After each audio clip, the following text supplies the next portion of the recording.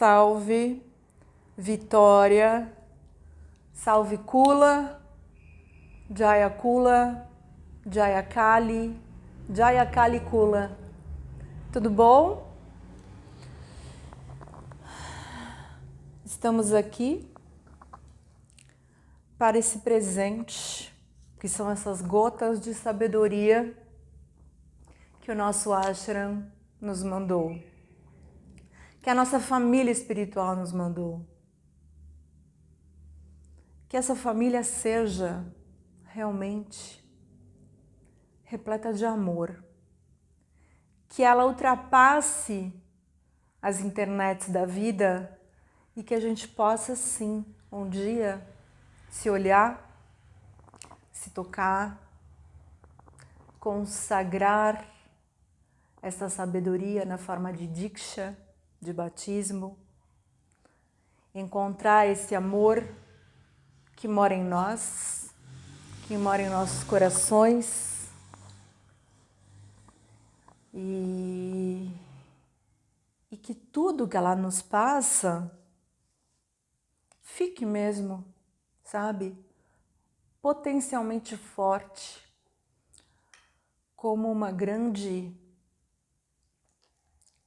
mensagem na forma do sagrado, do consagrado e do harmonizar desse sagrado. Quando a gente aprende alguma coisa, quando a gente escuta os ensinamentos, quando a gente lê as escrituras, quando a gente faz uma puja, como a gente faz uma oferenda, né? Tudo isso vai sendo depositado ali no Akasha, o que a gente conhece como cosmos, como esse registro akáshico do universo, né? Na grande consciência cósmica que é Shiva.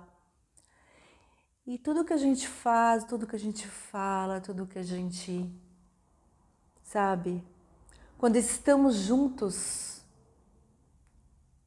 é um sangha, é uma reunião em ótima companhia.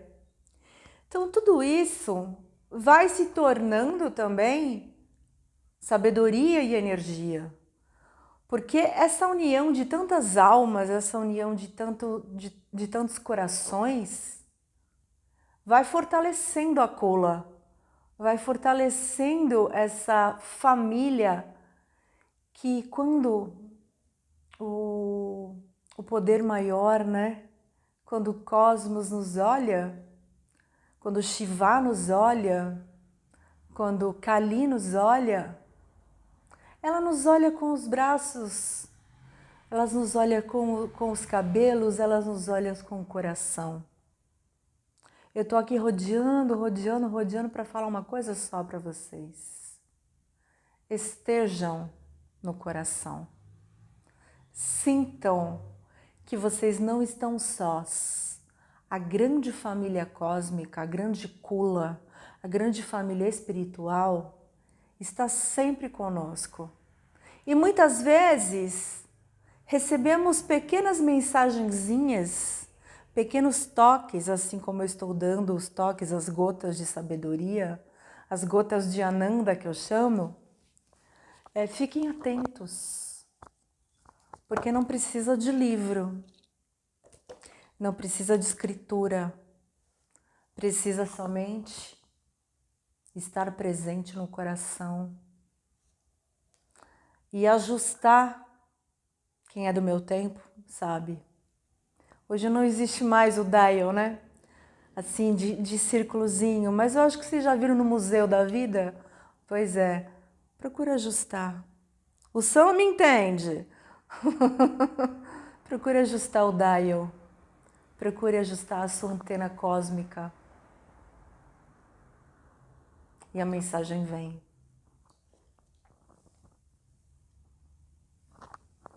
Então aqui, com esse presente, o que Anandamai nos diz hoje,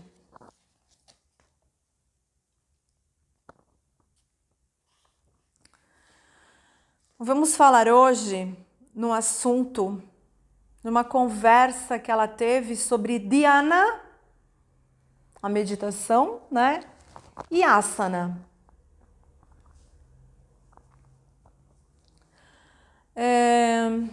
A Nandamai fala: se você passa hora após hora sentado numa certa postura, se você fica absorto enquanto nessa postura e não consegue meditar em qualquer outra, isso mostra que você está derivando prazer da postura. Isto também constitui um obstáculo, oh meu Deus! É tão bom quando estamos confortáveis, né? Tipo agora. Quando a pessoa começa a praticar japa e meditação, é claro que está correto tentar continuar na mesma posição, por quanto tempo conseguir. Mas quando a pessoa se aproxima da perfeição nessas práticas, a questão de quanto tempo ela permaneceu em uma postura não surge, não mesmo. Mas a qualquer hora e em qualquer posição deitada, sentada, em pé ou inclinado para o lado, seja como for, a pessoa já não pode ser impedido por nada de contemplar o ideal, a grande mãe, o amado. O primeiro sinal de progresso vem quando a pessoa se sente pouco à vontade em qualquer outra coisa que não seja a postura meditativa. Nada externo interessa a pessoa. A única coisa que parece atraente é sentar-se na postura favorita pelo tempo que for possível e contemplar seu objeto supremo de adoração, mergulhada numa alegria interna profunda. Isto marca o início da mente focada e, consequentemente, é um passo na direção certa. Neste ponto, ainda é dada grande ênfase no asana. Se a pessoa fica numa posição pelo tempo que a predisposição dure, confiante de que o amado, a amada, Shiva, Kali, nunca lhe causará dano, e se a pessoa for capaz de permanecer fixo nela, então a postura passa a ter uma importância enorme. Isto só mostra que a pessoa está se aproximando da perfeição na prática de asana. De pé, sentado, caminhando. Na realidade, qualquer gesto feito pelo corpo é chamado de asana. Corresponde ao ritmo e à vibração do corpo e da mente num dado momento. Alguns aspirantes só podem meditar se sentados. Na posição indicada pelo guru ou formulada nos shastras, e caso contrário não conseguem. Esta é a forma de adquirir proficiência em meditação. Por outro lado, alguém pode começar a sua prática sentando-se numa posição comum qualquer. Mas, não obstante, tão logo o estado de japa ou dhyana tenha sido alcançado, o corpo espontaneamente assumirá a posição mais apropriada, da mesma maneira que um soluço acontece involuntariamente. Assim que a meditação se torna cada vez mais intensa, suas posturas vão por si só ganhando perfeição. Quando um pouco de ar é bombeado no pneu, o pneu ficará murcho, mas quando é cheio até a sua total capacidade, permanecerá completamente estável em sua própria forma natural.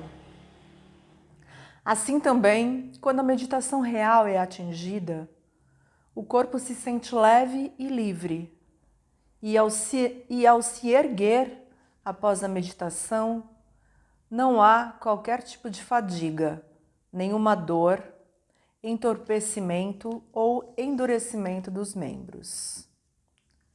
Na verdadeira meditação, a realidade é contatada.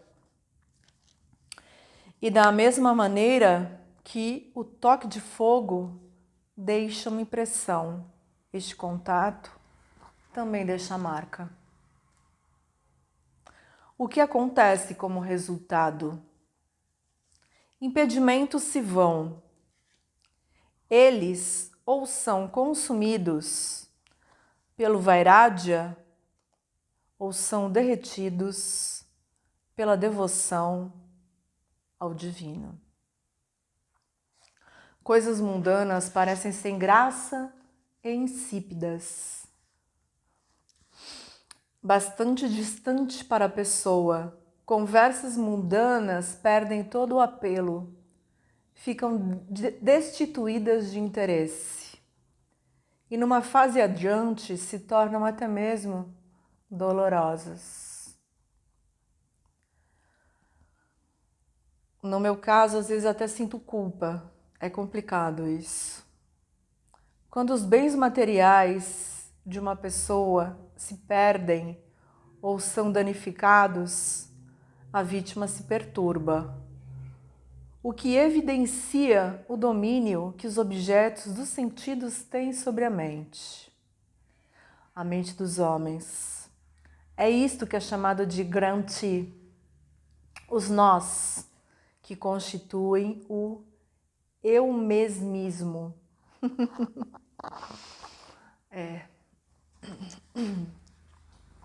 Quando estudarmos os chakras, ou se já estudamos, vocês vão entender melhor os grantis, os nós. Pela meditação japa e outras práticas espirituais que variam de acordo com a linhagem e também com a linha de abordagem individual de cada um, estes nós são soltos. O senso de discriminação se desenvolve e a pessoa passa a discernir sobre uma verdadeira natureza do mundo da percepção dos sentidos. A princípio, a pessoa é enredada nisso e luta sem chances de sair de sua rede. À medida que a pessoa se desembaraça disso e gradualmente atravessa as várias fases de um abrir cada vez mais à luz, a pessoa começa a perceber que tudo está contido em tudo, que há só um ser, o Deus de tudo, ou que todos nós tão somente estamos ali. A maneira que essa percepção se dá depende, mais uma vez, da orientação da pessoa. Ela sabe pela percepção direta que da mesma forma que uma pessoa existe, assim todo mundo existe. Todo o mundo existe. Então, novamente, que só há ele, ela, né? E nada mais, que nada vem ou vai, ainda assim vem e vai. Não há nenhum modo de expressar tudo isso em palavras. A gente tenta, né, pessoal? À medida que a pessoa se torna alheia ao mundo dos sentidos, mais a pessoa é atraída para Deus. Ao atingir a verdadeira meditação, A postura escolhida pela pessoa já não representa nenhum obstáculo e muito menos uma fonte de prazer. Em outras palavras, é um tanto quanto imaterial em que postura, em particular, a pessoa acontece de estar. Vamos combinar que importância tem, né? Se ela senta-se de forma ereta ou dobrada, a postura certa se formará por si mesma, puxando o corpo para a posição apropriada. Mas repetindo, há ocasiões em que a pessoa fica completamente independente da postura física. Em qualquer atitude manifestada pelo corpo, a meditação simplesmente acontece, sem esforço. Embora, sem dúvida, também haja um estado no qual, se a pessoa se posicione numa postura específica, como por exemplo o Padmasana, a postura do lótus, ou Siddhasana, a postura perfeita, nenhuma interrupção na união com o Ser Supremo pode acontecer. Porque aí é quando a gente fala que é a trava, né? Quando você está numa postura correta, quando você está com a coluna reta e protegido, né? Porque essas duas posturas você fica com o corpo protegido de não cair, de não se machucar também e de se manter inerte. Aí tudo fica mais fácil. É importante, né? Mas vocês viram que ela frisa bem. Quanto mais você se preocupa com essas coisas do corpo, no momento de estar efetivamente em conexão, em meditação, em japa, é um empecilho, óbvio. Você fica preocupado com o corpo e você não se concentra no que realmente é importante, né?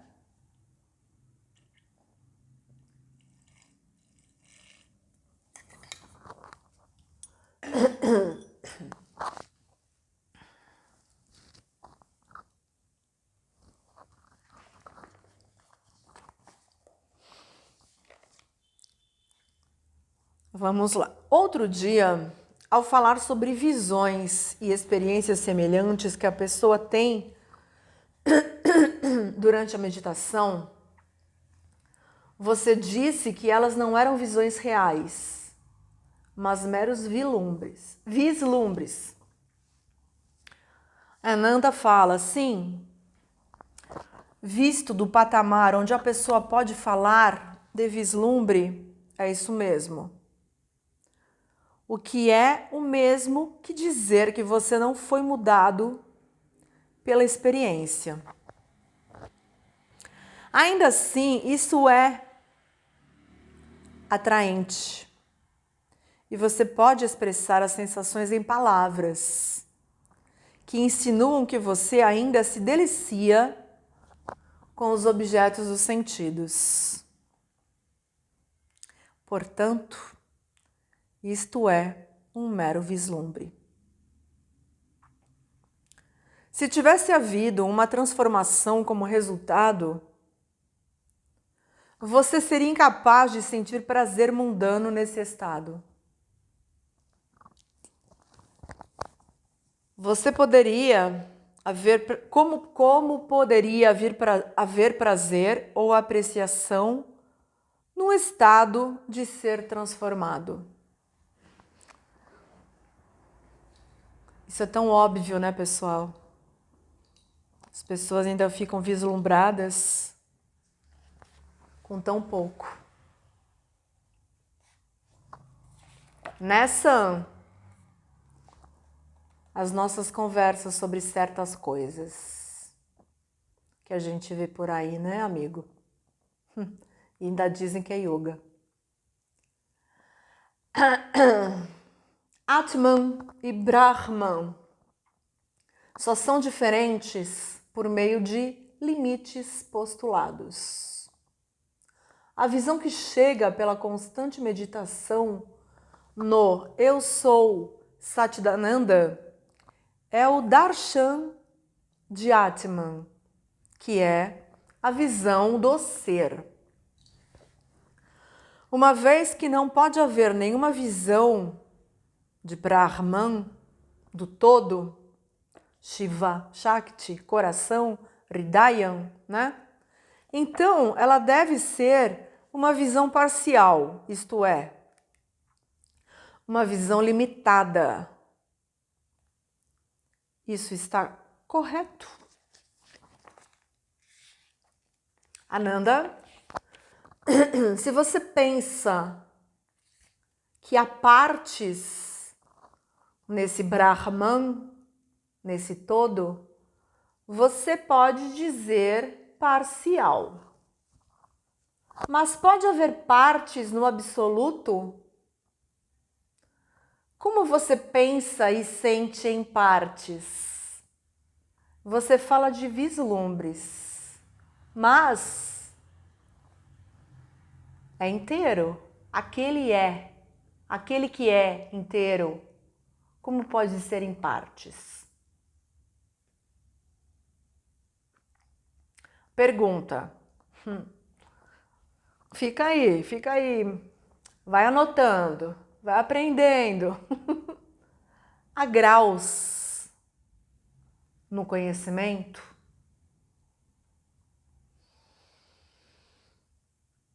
Não. Onde o conhecimento é do ser, Swarupa Yana, como pode haver vários tipos ou graus? O conhecimento do ser é um.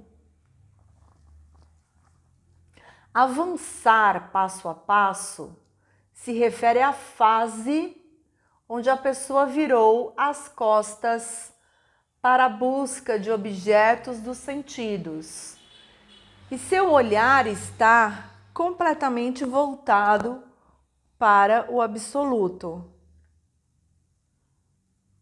Ele, Deus, eu vou ficar falando Deus aqui, mas vocês entendem o que é, né? Não é esse Deus.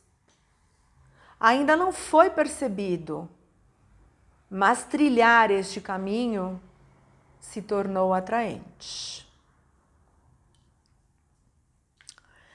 Nessa linha, ao que a gente aprendeu como Samyama, né? Dharana, Dhyana e Samadhi. As experiências em cada uma dessas fases também são infinitas. Entenderam agora? Onde a mente está, há experiência. As experiências em fases diferentes se dão devido às várias formas de desejo pelo conhecimento supremo. A mente, que anteriormente estava densificada por coisas materiais e alegava que a pessoa não podia saber se Deus existia ou não, ou havia negado. Agora está voltada para outra direção. Não é, portanto, natural que a luz devesse recair sobre ela conforme o estado em que chegou? Nesses estados são conhecidos, esses estados são conhecidos por vários nomes. Quando cessam as visões que a pessoa tem em meditação, quando isso acontece? Quando o eu se torna auto-revelado. Swaryam Prakasha. Lembra do Prakasha? A revelação? A revelação de si mesmo? De Shiva? Tá aí. O corpo sobrevive quando o ego-mente é dissolvido? Às vezes, Ananda fala. Essa pergunta é feita. Como o professor do mundo nos dá instruções? Do estado de Ajnana. Se assim fosse, a mente não teria sido dissolvido. A tripartição, tripute, entre o conhecedor, o conhecimento e o conhecido, não teriam se fundido. Nesse caso, o que ele poderia te dar? Para onde ele te conduziria?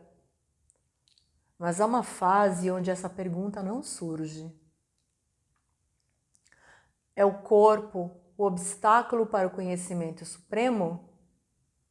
Sequer existe a questão se o corpo realmente existe ou não?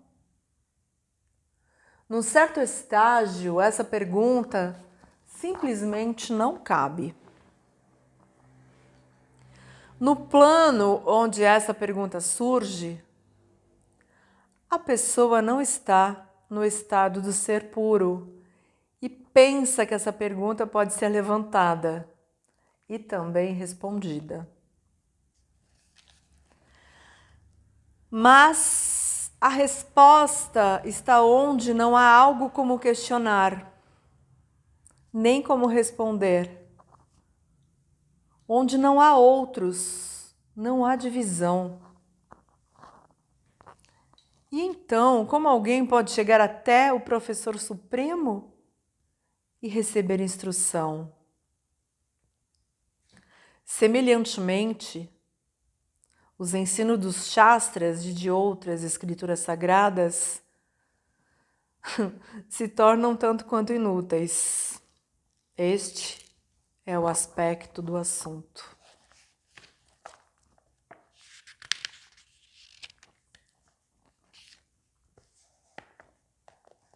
Falar de graus em conhecimento, como se alguém estivesse estudando para receber um diploma universitário, é apresentar o assunto do ponto de vista do sadhana.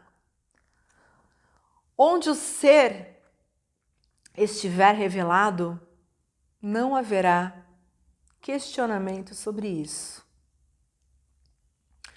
Ainda assim, onde há esforço pessoal, como a prática da meditação ou a contemplação, frutos certamente serão colhidos. Mas no estado de iluminação do ser, não pode haver nada do tipo atingir ou não atingir. Embora estar lá não é, apesar de não estar, é. Simplesmente assim. Ananda Maia e seus joguinhos de palavras, né?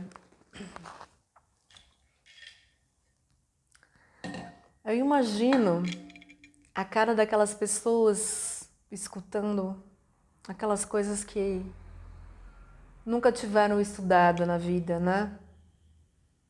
Não tinham noção de onde estavam pisando quando chegavam ali e observavam aquela mulher. Aquela mulher pequenininha, mas tão grandiosa. Aquela mulher doce e ao mesmo tempo tão poderosa. Eu imagino se eles conseguiam realmente acessar tudo o que ela falou, entender, praticar. Porque é um universo completamente distinto de tudo, né? Mesmo sendo na Índia. Mesmo sendo na Índia. Era muita revelação, era realmente muita instrução para poder ser colhido ali. E principalmente praticado.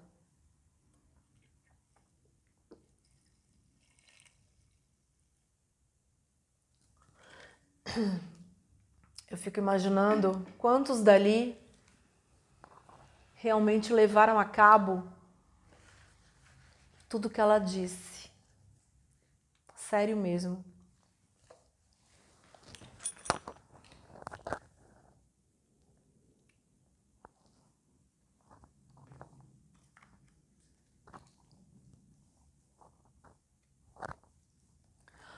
Alguns dizem que um último vestígio da mente permanece.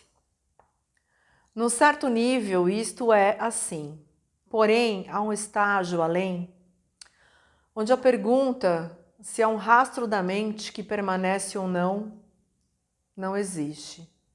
Se tudo realmente pode queimar, este último vestígio também não poderia ser consumido? Não há nenhuma questão se sim ou se não.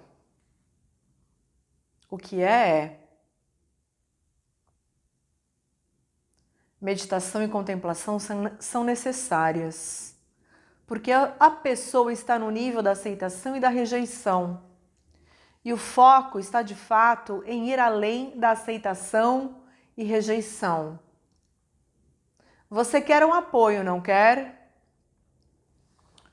O apoio que pode te levar além, para onde a questão de apoio ou não apoio já não existe. É o apoio sem apoio. Deu trava aí na mente?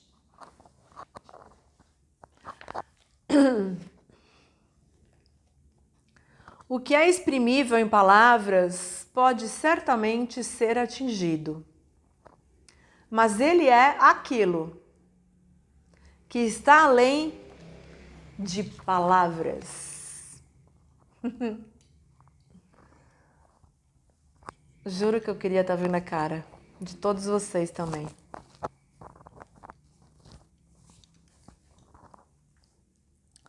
Eu li em livros, o buscador perguntando, eu li em livros que alguns dizem que eles têm que descer para agir no mundo. Isto parece insinuar que, embora eles estejam estabelecidos no puro ser, lá no coração, né? Eles têm que ter a ajuda da mente enquanto trabalham. Da mesma maneira que um rei, ao fazer o papel de um varredor, tem que imaginar, enquanto representa, que ele é um varredor. Ananda, presumindo uma parte, seguramente. Não há nenhum questionamento acerca de ascender ou descender, habitando seu próprio ser essencial, Suara. Ele representa, sim, vários papéis. Mas quando você fala de ascender e descender, onde está o estado de ser puro? Pode haver dualidade nesse estado? Brahman é a pessoa sem uma segunda. Brahman é o puro ser, tá?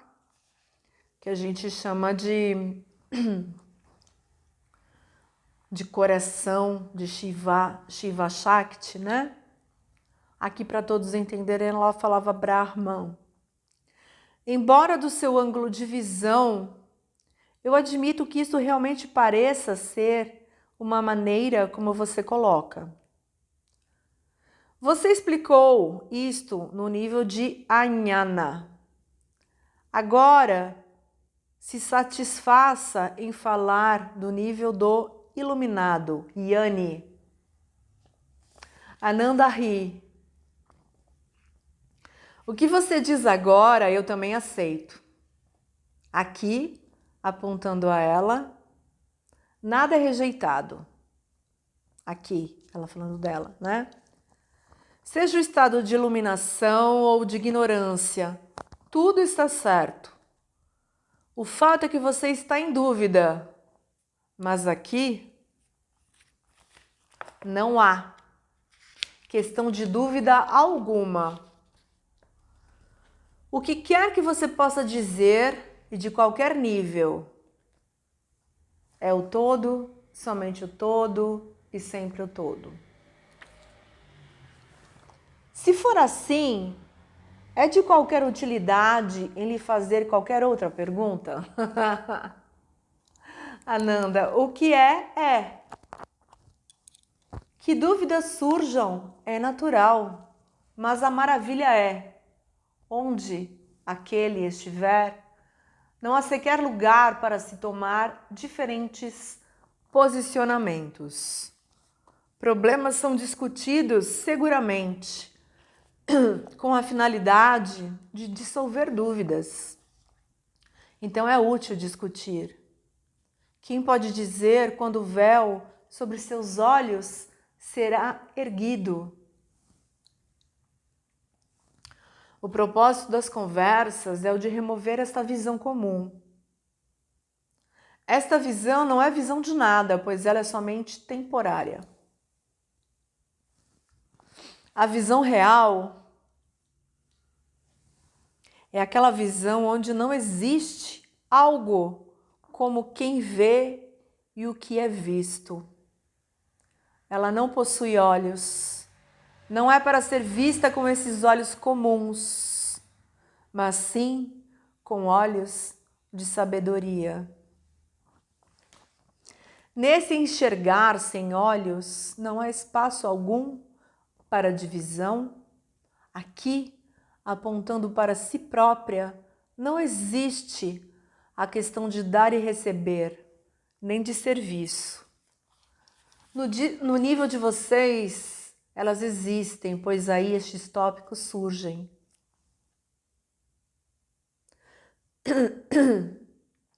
Hoje à noite, fizeram a seguinte colocação. Através da observação do silêncio, a pessoa atinge o conhecimento do Jnana Supremo. Anandamai diz, como é isso? Por que a palavra através foi usada aqui? O devoto, o silêncio é em si sabedoria, o meio é em si o fim. Outra pessoa, por silêncio devemos entender o acalmar dos 5 sentidos. Ananda, sim, mas por que dizer através? Ai, ai, ai. Devoto, completa e exclusiva concentração no self. Este é o significado de através. Ananda, quando a fala é suprimida, a atividade da mente ainda continua. Mesmo assim, tal silêncio ajuda a controlar a mente. À medida que a mente mergulha mais fundo, sua atividade se esvanece. E então a pessoa começa a sentir que ele, o todo, né? Que provê tudo, é quem organizará suas questões. Mas a mente está agitada por pensamentos de coisas mundanas. O benefício que deveria ser adquirido por privar-se da fala é perdido. A pessoa pode, por exemplo, permanecer em silêncio no momento de raiva, mas em algum momento, mais cedo ou mais tarde, está fadada a estourar. Quando a mente está focada no absoluto, continua avançando continuamente. E junto com isto emerge uma pureza de corpo, assim como da mente. Deixar o pensamento se enredar com os objetos dos sentidos é um desperdício de energia. Ou se é. Quando a mente está assim ocupada e o silêncio não é observado, ela encontra alívio na fala, Caso contrário, esse tipo de silêncio poderia causar uma tensão imprópria aos sentidos e possivelmente resultaria em má saúde. Mas quando a mente se volta para dentro, não só é impossível ocorrer qualquer dano à saúde, mas, mais do que isso, pela constante ênfase do pensamento em Deus, todos os grantis, todos os nós que compunham o ego são desfeitos. E assim aquilo que tem que ser percebido será percebido.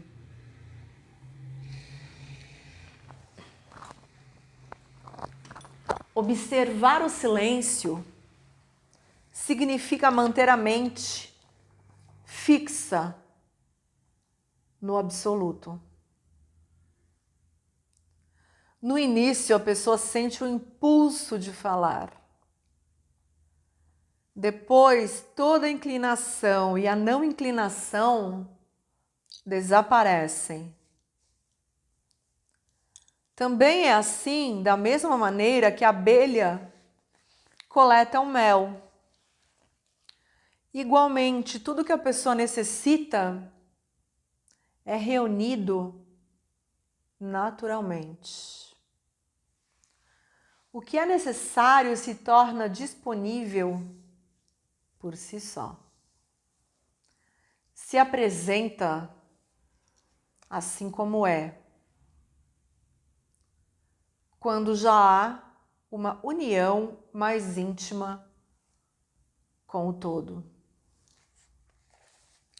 Quando alguém se abstém completamente de falar, até mesmo de comunicar-se por sinais ou gestos,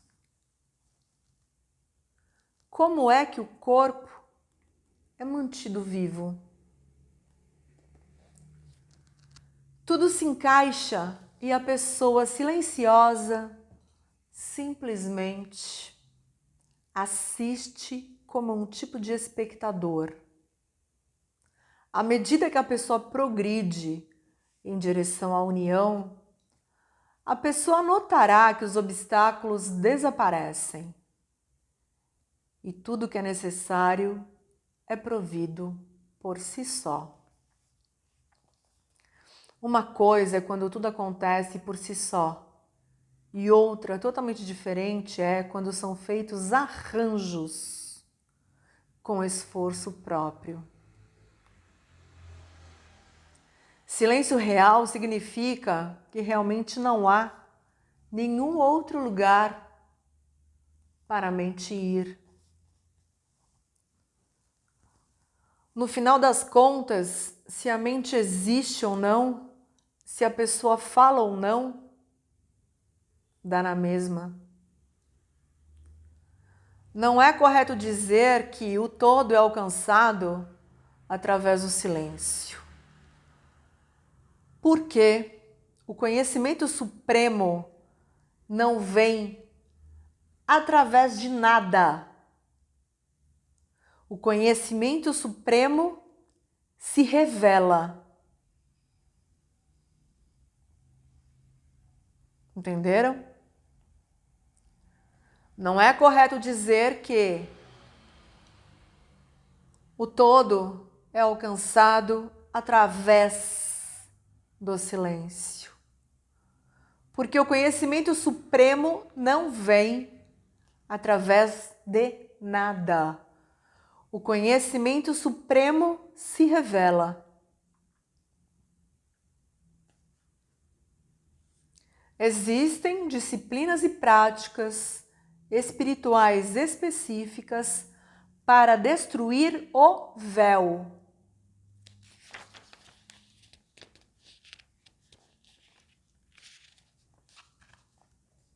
Ok? Vou dar uma parada para vocês refletirem.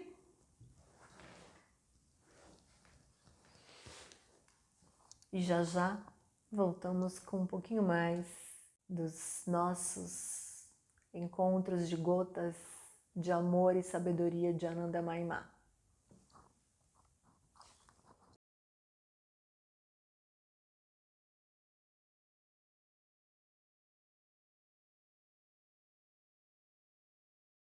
Jayama, Jayama, Jaya Jaya Jaya Jaya Jayama. A professora é louca. A solidão deixa a gente meio doida. Ou não? Ai, ai, essas pessoas que deixam a gente meio doida. Roubando a apostila de curso. Ética não existe, né? Mas tudo bem, existe advogado nessa. Aí a gente vê o que acontece. Pensa que 2, 3 anos de yoga, ele vai dar o mesmo curso que eu, só porque ele roubou minha apostila, né? Pobre coitado. Vão se acostumando.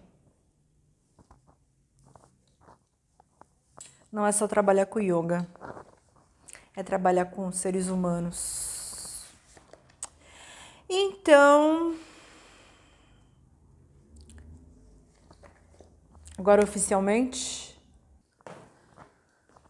ai, ai, eu não fui feita para cabo. Se bem que o Iron Maiden até hoje toca com guitarra de cabo, que o som é melhor, né? É, repensando, cabo é melhor. Falando assim, som, eles entendem do babado. Óbvio. Então, vou voltar aqui, o capítulo, é hoje. O parágrafo.